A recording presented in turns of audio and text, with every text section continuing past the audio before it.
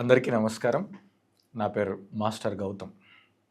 So ఈరోజు మనం diabetes కంట్రోల్లో ఉండడానికి అవసరమైన కొన్ని యోగా ప్రాక్టీసెస్ని చేద్దాం. ముఖ్యంగా ఇది ఎవరి కోసం అంటే ఎవరైతే కింద కూర్చోలేరో, కింద మ్యాట్ వేసుకొని కూర్చోలేరో, యోగాలో అన్ని రకాలు కూడా వాళ్ళు ప్రాక్టీస్ చేయలేరో వాళ్ళ కోసం ఈ ప్రాక్టీసెస్ చాలా హెల్ప్ అవుతాయి. అయితే ఇది దేన్ని దృష్టిలో పెట్టుకొని డిజైన్ చేయడం జరిగింది అంటే కొన్ని సంవత్సరాల క్రితం ఒక ఏజ్డ్ అంటే ఒక 60+ ఉన్న ఒక బామ్మ నాకు అన్నారు, నాకు యోగా అంటే చాలా ఇష్టం, కానీ నేను కింద కూర్చోలేను కదా, అందుకే నేను చాలా రోజులైంది ఇంకా యోగా ఏం చేయట్లేదు, నేను ఊరికే అప్పుడప్పుడు కళ్ళు మూసుకొని ధ్యానం చేస్తాను అని చెప్పింది.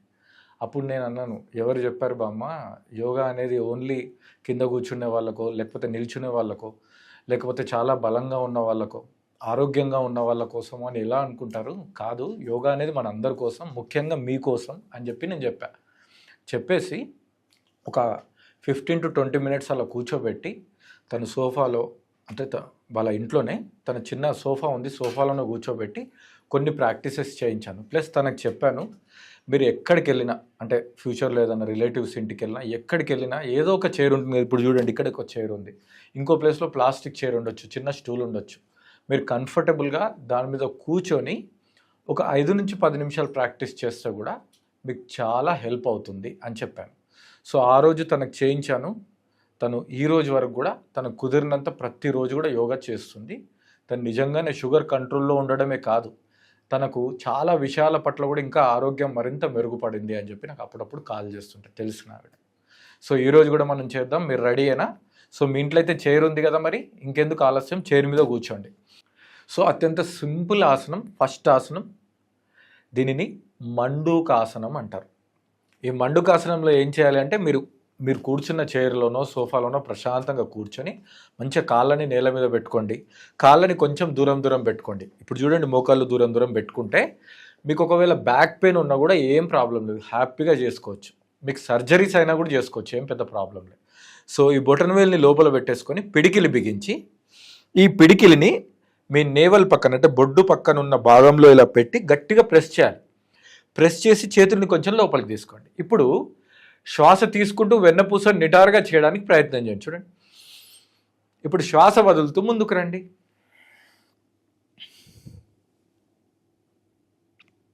మళ్ళీ శ్వాస తీసుకుంటూ మెల్లిగా సెంటర్, శ్వాస వదులుతూ ముందుకి, శ్వాస తీసుకుంటూ మెల్లిగా సెంటర్, అలా శ్వాస వదులుతూ ముందుకి, శ్వాస తీసుకుంటూ సెంటర్. మీరు చాలా కంఫర్టబుల్గా తక్కువ కౌంట్లోనే చేయండి, అసలు ఏం కంగారు లేదు. మీరు మొత్తం ఒక 6 సెట్లు చేయాలి. సెట్టుకి 4 నుంచి 5 చేసినా సరే, ఒక 4 నుంచి 5 సార్లు చేయాలి, మంచిగా రెస్ట్ తీసుకోవాలి, మళ్ళీ 4 నుంచి 5 సార్లు చేయాలి, మంచిగా రెస్ట్ తీసుకోవాలి, అలా 6 సార్లు చేయాలి. అయితే చేసేటప్పుడు ఒకటే విషయం గుర్తుంచుకోండి, ఆల్రెడీ మీరు చాలా ప్రెస్ చేస్తున్నారు కదా పొట్టని, ఇలా ప్రెస్ చేస్తున్నారు, ప్లస్ ప్రెస్ చేస్తూ ముందుకు తీసుకొస్తున్నారు. చూడండి, చెయ్యి అనేది తొడ మీద ఉంది, గట్టిగా ప్రెస్ అవ్వబడుతుంది, ఇలా ముందుకు వస్తున్నారు. కాబట్టి గ్యారంటీ ఈ ప్రాక్టీస్ చేసేటప్పుడు మీ పొట్ట ఖాళీగా ఉండాలి. కాబట్టి ఎంటీ స్టమక్లోనే ప్రాక్టీస్ చేయండి. ఈ ఒక్క ప్రాక్టీస్ని నేను చెప్పినట్టు చేసినా సరే మీకు షుగర్ చాలా కంట్రోల్లో ఉంటుంది, గుర్తుంచుకోవాలి. రెండో ప్రాక్టీస్కి వెళ్దాం. సో రెండో ప్రాక్టీస్లో ఏంటంటే మీ 2 చేతుల్ని ఇలా స్ట్రైట్గా చేయండి. చేసిన తర్వాత 2 చేతుల్ని కొంచెం దూరం చేయాలి, మళ్ళీ దగ్గర చేయాలి. ఓకే, దూరం దగ్గర, దూరం దగ్గర, రిలాక్స్. సో ఈ ప్రాక్టీస్ని మనం ఎక్కువ కౌంట్ చేయాల్సిన అవసరం లేదు. మళ్ళీ మీకు షోల్డర్స్ అవి కొంచెం పెయిన్ అనిపిస్తుంది. ఇది 4 నుంచి 5 చేసి రిలాక్స్ అవ్వండి, అలా 1-2 సార్లు చేస్తే సరిపోతుంది. ఇది ఎందుకోసం అంటే నెక్స్ట్ చేయబోయే ప్రాక్టీసెస్కి అన్నిటికీ కూడా ఇది ఒక ప్రిపరేషన్ లాగా హెల్ప్ అవుతుంది. ఓకేనా? దీంతోపాటు ఇంకొక ప్రాక్టీస్ కూడా చెప్తాను, దాన్ని కూడా ఒక వార్మప్ లాగా చేద్దాం. 2 వేళ్ళని ఇట్లా ఇంటర్లాక్ చేసి తల మీద పెట్టేసుకొని చేతుల్ని బాగా లాగుతూ పైకి, ఎల్బోస్ స్ట్రైట్ అయ్యేంత వరకు, మళ్ళీ తల మీదకి తీసుకొని రండి. 2, మళ్ళీ సెంటర్, 3, సెంటర్, 4, సెంటర్. ఓకే, ఇది కూడా మీకు ఒకవేళ షోల్డర్ పెయిన్ అనిపిస్తే మధ్యలో ఇట్లా బ్రేక్స్ తీసుకోండి, ఒక 4 నుంచి 5 సార్లు చేయాలి. ఓకేనా? చేసిన తర్వాత నెక్స్ట్ సైడ్కి బెండింగ్. ఇలా బెండ్ చేసి కళ్ళు మూసి అలానే ప్రశాంతంగా ఉండాలి.